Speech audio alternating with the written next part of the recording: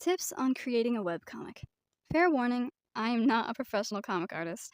I've been making webtoons for 4 years, but that's about all of my experience. This is just tips I've picked up. This video is split into 2 chapters, speech bubbles and comic layout. This video is specifically made for digital art and webtoons, but anybody can take some information from this video. Before you start a comic, it's good to get your characters down. How do they talk? Are there certain unique features or movements they make? A lot of times, speech bubbles will look like this. Plain, white, boring, but hey, it's easy. Look at this, though. Who's talking? It's kind of hard to navigate this scene. Because, this is just like, I'm using Ibispaint with this. A lot of times people use a tool to draw it in, but, this was just like drag and drop, honestly. And there's not much customization, and you can really tell. It's clearly some kind of dramatic scene, but these speech bubbles are completely lacking. I see this a lot in webtoons. Yeah, it's just I just don't like it very much, and this is how I don't do this. The main issue is what is their tone?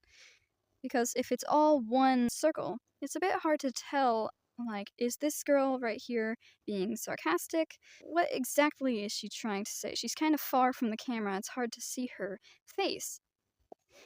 You would be surprised how much customization can do for character development.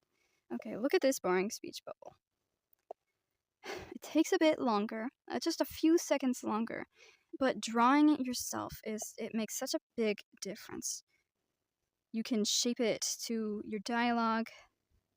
You can add something that I like to call tone indicators.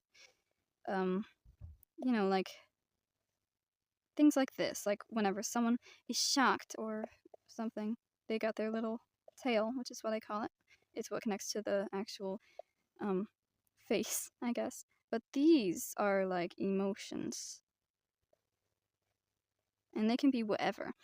Obviously, shocked is a common one. But there's also a few I like to do. This is what I like to do for like sad moments. That's the tail. And I like to do squiggles for like happy stuff. Like that. So that is like so much more motion. Look at that. That's just like a completely different level.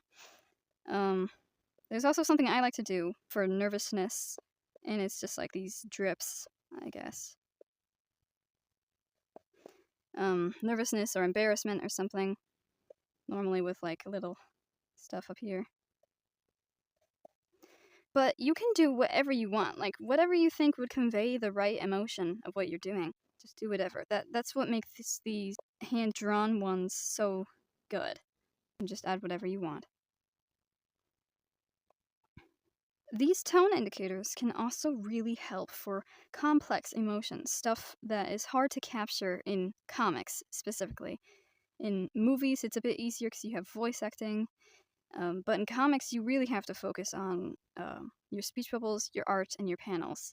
Look at this guy. Okay, let's say our guy, he's pretending like he's happy. We got our speech bubble here, and how do we convey that he's pretending to be happy and not just a happy guy? Well, if we have conflicting indications that can kind of show that there's something off. Like, look at this guy, he's all happy, and then maybe there's a little sadness in there. See, that doesn't look right, you know? So you can tell that he said it kind of weird. If you see this quote, which is what I was basing this drawing off of, I made the quote. I made all of these examples. Just on the spot.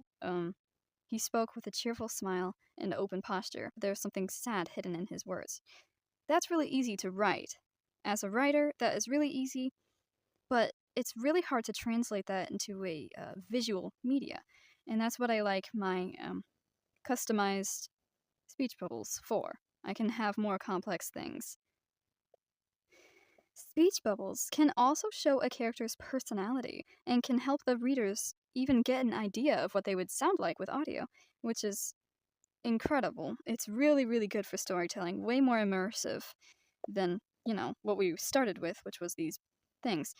For example, I have two characters from my Undertale AU comic, Gaster and Alphys.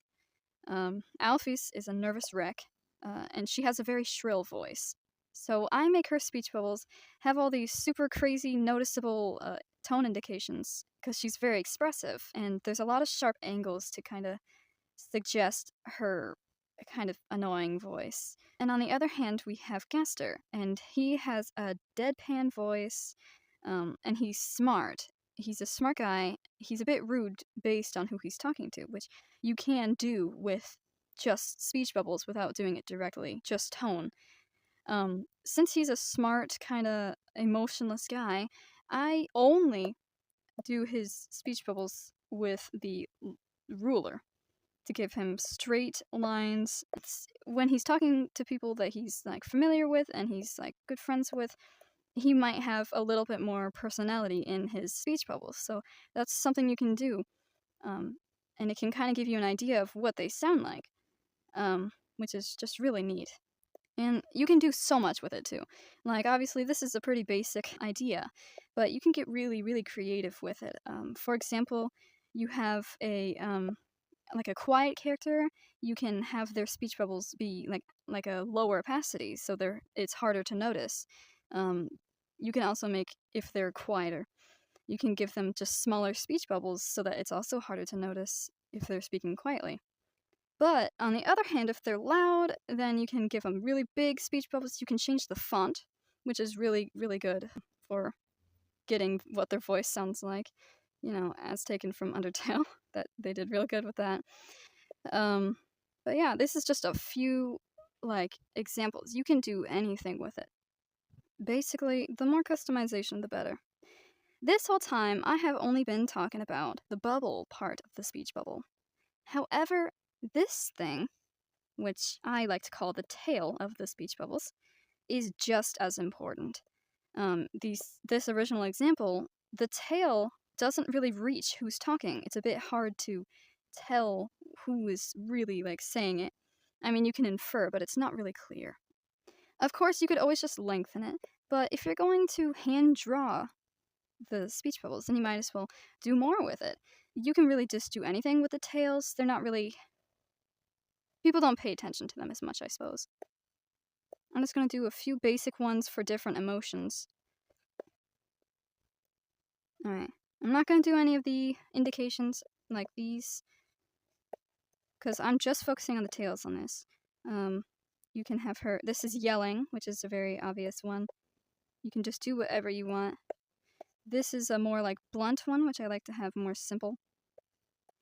And this is happy. The tails can do something that the speech bubbles can't. They can indicate the speed of the dialogue. If the character is reluctant to say something, the length might be longer, more like trying to really get it out of their mouth, but, if the character just wants to get it out there really quick, then the tail can be really short. And I think the more apprehensive, I like it when it kind of just sneaks out of the character's mouth. I just think it's cute. You can also do this to comedic effect. That's pretty much it for the tails. They're pretty simple. You can just kind of do whatever you want with them. Although all of those techniques I just talked about help identify the character, nothing helps let your reader know who's talking more than color. If all your characters have a signature color, that can be really good for visual purposes. I prefer coloring the speech bubbles using the outline brush on Ibispaint. I mean, I'm sure the brush is on many other programs, but I like using this. Just change whatever color you want it to be. Pretty simple. And as you can see, it's way, way easier to tell who is talking, and it looks a lot better too. This can also be done with grayscale. It is a lot harder, and it's a lot harder to keep the color balance, or I guess just the tone balance, but you can do it. I have a comic that's grayscale and still has the different toned, someone will have that someone will have a darker one. What makes this so good, the color-coded, is if every character has a color-coded speech bubble, then you can have a conversation in your scene of characters who aren't in the shot, but you still know who they are. Like, the red is this girl, and the brownish color is this guy. Derek, I guess his name is. And you know that just by the colors, and we don't even know these characters at all. And yet we already know their iconic colors. It can also be really good for reveals, like maybe somebody is talking behind the character's back. Just, you can tell who it is based on what color their speech bubbles are. I personally like to keep the inside either a light gray or a white. I think it helps keep the color balance in check. It doesn't add too many colors to the scene. But if you really want your character to be memorable, you can change the inside of it to be anything you want. This is especially good for grayscale comics because you can really change it up. This is some evil character from my story. His speech bubble reminded me of Dr. Robotnik, so I wrote that in there. And he is supposed to be really memorable. He's supposed to be shocking. So I give him a different speech bubble. And you can use that. It's a great tool. All of these are just really good storytelling tools. And also, I'm not talking about the art part of this comic tips that much because you can do whatever you want with it. I'm just mainly talking about how to really structure your comics because I know people have a lot of trouble with it. But in art-wise, look at these silhouettes. We don't know these characters, but these silhouettes are really like iconic and you just saw them. Which, imagine having a really iconic set instead of just these really plain characters that I made up in 5 minutes. And simplifications of characters. It can make it a lot more recognizable if you're using their color-coded color. You can do so much with it. I'm just giving small examples. And that's the end of the speech bubbles chapter.